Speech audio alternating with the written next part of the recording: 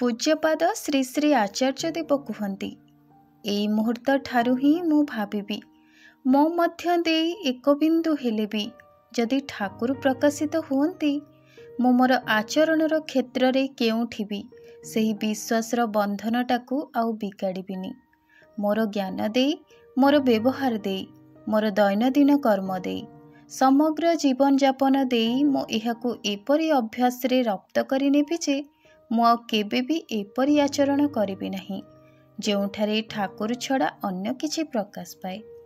ଆଚରଣର ମଧ୍ୟରେ ହିଁ ଚଳନ ଅଛି।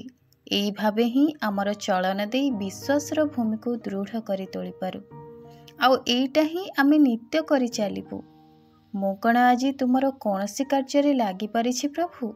ନିଜକୁ ପଚାରିବେ। ମୋର ଯଜନ ଓ ଯାଜନ ହେଲା ତ? ଏଇଟା ହିଁ ଆମ ପ୍ରଶ୍ନ ହେଉ।